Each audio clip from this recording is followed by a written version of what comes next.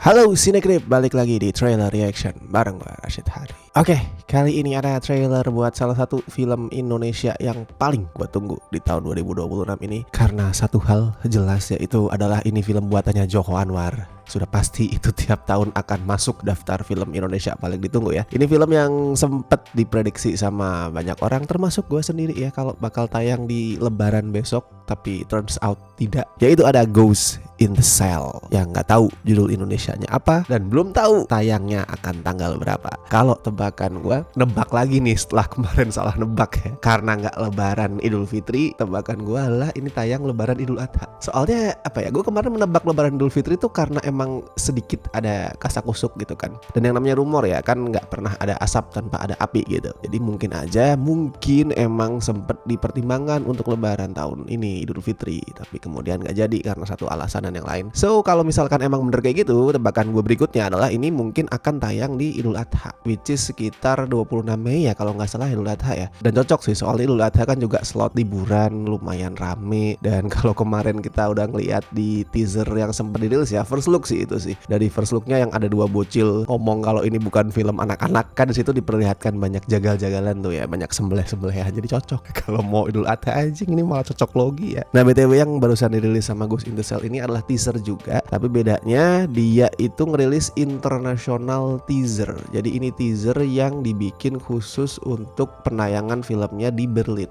karena kan Ghost in the Shell itu lolos tuh jadi official selection Berlin International Film Festival tahun ini, yang BTW bakal diadain tanggal 12 sampai 22 Februari. Nggak tahu tapi ini film pastinya screening kapan, gue belum ngecek detailnya sampai sejauh itu. Dan dia diputer di sectionnya Berlin yang namanya adalah Forum. Jadi gue bacain kutipan langsung resmi soal Forum section itu apa, buat yang pengen tahu ya. Forum section itu intinya explore the interplay between social relevance and aesthetic experimentation, reflecting on coexistence, history, ecological and political realities, as well as personal and collective memory. Ya simpelnya filmnya itu ngangkat isu-isu sosial lah, sejarah, ekologi, realita politik, terus hal-hal yang sifatnya juga personal, collective memory, ya kayak gitu. Forum section Berlin itu filmnya mesti punya eksplorasi estetik yang unik, yang beda, tapi ceritanya juga mesti punya relevansi dalam hal-hal sosial, dalam hal-hal politis, historis, ekologikal dan segala macam. Seimbang antara estetik dan ceritanya. Nah pertanyaannya, kayak yang tadi gue sempat mention di awal, judul Indonesianya apa? Ya tetap mungkin sih ini dirilis di Indonesia dengan judul Ghost in the Shell, sangat mungkin, apalagi dengan adanya nama Joko Anwar gitu kan, biasanya alat pengundang penonton tuh. Malin Kundang kemarin karena emang banyak penonton juga tahu itu yang direct bukan Joko Anwar, jadi walaupun yang dijual tuh diproduseri oleh Joko Anwar, tetap aja penontonnya nggak banyak. Tapi di sini dengan ngejual status disutradarai oleh Joko Anwar itu udah nambah nilai komersil tersendiri. Cuman kan tetap tuh judul bahasa Inggris Ghost in the Shell, walaupun ada ghostnya, tidak sekomersil kalau pakai judul bahasa Indonesia. Misalkan apa ya, hantu penjara, anjir murahan banget. Cuman yang selalu gue suka ya di film-filmnya dia kan, kayak bisa aja gitu Joko bikin film dengan judul translate yang unik. Gue suka pilihan judul bahasa Inggris di film-film Joko tuh, tapi gue lumayan appreciate juga sama kreativitas dia dalam nge-translate judul itu ke bahasa Indonesia. Kayak Malin Kundang main kan aslinya judulnya Smothered tuh, terus ditranslate ke bahasa Indonesia jadi Legenda Kelah Malin Kundang, which is beda banget, bukan terjemahan literal kata per kata, tapi interpretasi yang beda. Impetigor jadi perempuan tanah jahanam. Nah itu gue suka translate seperti itu. Gue harap sih lebih banyak film Indonesia yang kalau diterjemahin ke bahasa Inggris, kalau misalkan judul aslinya bahasa Indonesia ya, diterjemahin ke bahasa Inggris tuh nggak kata per kata deh. Jadi coba tulis di kolom komentar, kira-kira film ini bakal pakai judul bahasa Indonesia apaan. Dan Ghost in the Shell ini ngangkat cerita di penjara ya, prison movie, sesuatu yang masih jarang banget di perfilman kita. Coba apa film Indonesia yang masuk kategori prison movie deh. Yang gue inget ya, yang dalam waktu terakhir aja deh, beberapa tahun terakhir itu paling cuman Miracle in Cell No. 7, which is itu juga remake, sama film itu tuh yang Wulan Guritno, Bangsal Isolasi. Nah itu prison movie banget. Mungkin Pocong Origins, tapi itu lebih ke arah horor dengan ada latar penjaranya, tapi bukan prison movie. The Raid 2 juga ya ada lah unsur prison movie-nya, tapi kan kemudian di setengah terakhir udah bukan jadi prison movie itu. Dan kalau based on teaser yang udah kita tonton kemarin ya, yang ada bocilnya itu agak ngingetin gua ke Ricky.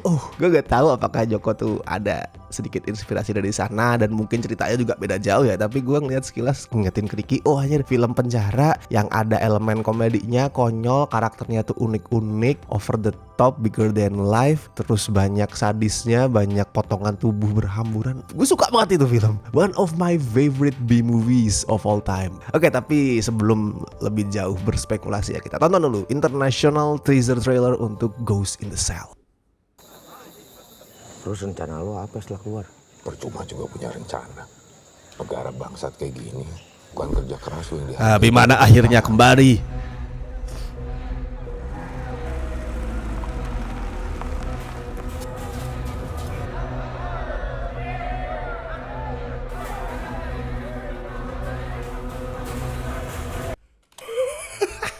Eddie Irvine, kenapa jadi bawa-bawa begini? Biasanya kan kita ngeliat dia tuh masih dengan baby face ya, tampilan anak muda, look remaja gitu. Terus di sini keluar dengan muka bapak-bapak kumisan kepala botak, dan itu nggak kelihatan jelek ya, nggak kelihatan di make upin paksa untuk jadi tua, tapi ini kelihatan tua sekali kamu. Keren. Lu bagian gua ya. Wah, anjing lah. Oh. Aming's great, keren Aming lo. Tahu wartawan nyincang-nyincang bosnya. Dia itu. Iya, katanya gitu. The fuck? Kalian yang menentukan apakah hari kalian berjalan lancar atau penuh masalah.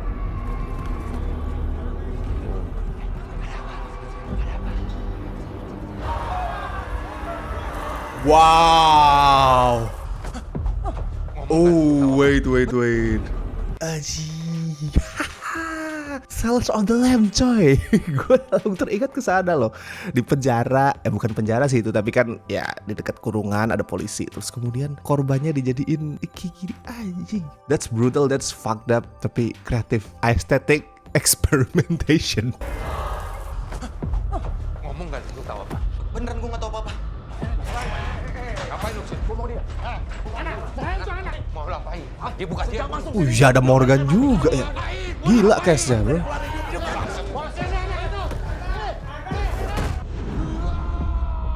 Wajib. What the fuck? Lah anjing lah. Saya suka Abimana kalau lagi konyol kayak gitu. Wah. Bas. Siapa ya?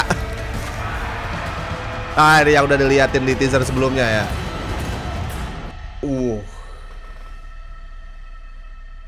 Oke. Silence of the Lamb. Gue nggak tahu apakah terinspirasi dari sana juga, tapi vibe dari apa sih tadi, mayat yang dipotong-potong terus dipajang itu ngingetin ke sana. Dan itu ya, kalau lu baca di page-nya film ini di website Berlin, emang di situ ditulisin kalau di penjaranya, dalam bahasa Inggris of course, di penjaranya itu ditemukan mayat yang disusun-susun seperti art installation, instalasi seni, and that was art installation, aesthetic experimentation ya. Dan kalau misalkan sepanjang Ghost in the Shell akan ada banyak hal-hal seperti itu ya, instalasi seni yang fucked up kayak tadi. Wow, I'm sold man. Oke, fakta bahwa ini film dibikin sama Joko Anwar itu udah bikin gue sold, tapi dengan melihat aspek-aspek kayak tadi, akan ada kematian-kematian brutal yang didesain dengan sangat-sangat sakit tapi indah ya, itu gue langsung ngehook. Kalau berteori soal cerita kayaknya masih susah ya. Pertanyaannya kan cuman sebenarnya siapa nih yang ngelakuin kejahatan di penjara tadi? Siapa yang ngebunuh? Apakah beneran si jurnalis tadi yang berpura-pura polos tapi sebenarnya emang ngebantai orang-orang di penjara dan ngebantai bosnya juga? Atau dia kerasukan hantu kayak judulnya Ghost in the Shell? Apakah dia kerasukan hantu terus kemudian dia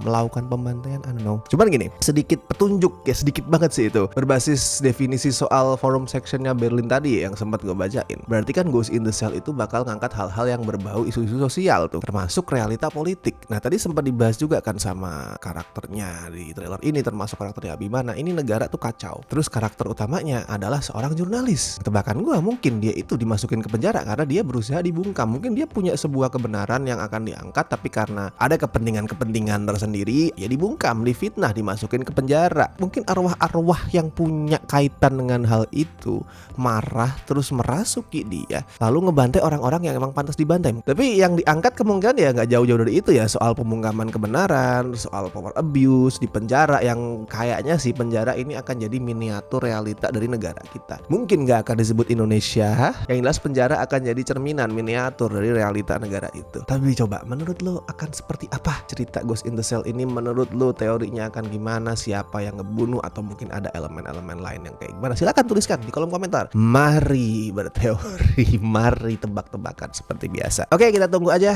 kapan kiranya film ini tayang di Indonesia. Besok pasti setelah tayang di Berlin udah mulai muncul beberapa reaction ya, entah dari kritikus atau mungkin dari penonton casual. Kita tunggu respon-responnya seperti apa. Jelas nanti akan gue bikin reaction juga kalau udah rilis full trailernya, termasuk tanggal tayangnya. Gue tebak sih Idul Adha ya. Mei itu adalah momen yang pas. Jadi misalkan film ini tayang di Berlin Februari, kalau emang Lebaran Idul Fitri Maret kan emang mepet banget ya, kayak dari tayang di Berlin untuk membangun hype tuh kalau kurang dari sebulan terlalu mepet. Jadi cocok tuh misalkan tayang di Berlin selesai pertengahan Februari atau akhir Februari. Misal filmnya tayang Mei, 2-3 bulanan untuk ngebangun hype sebagai film yang berhasil tayang di festival internasional, buat gue itu udah cocok. Oke, dan seperti biasa thank you banget buat teman-teman yang masih setia join membership Cinecrip, terutama beliau-beliau berikut ini dari Tier Besti dan La Familia. Thank you banget. Tier Sobat walaupun nggak disebutkan dan diperlihatkan namanya di sini juga thank you so much. Oke, gue Rashid Haris, sampai ketemu di trailer reaction berikutnya.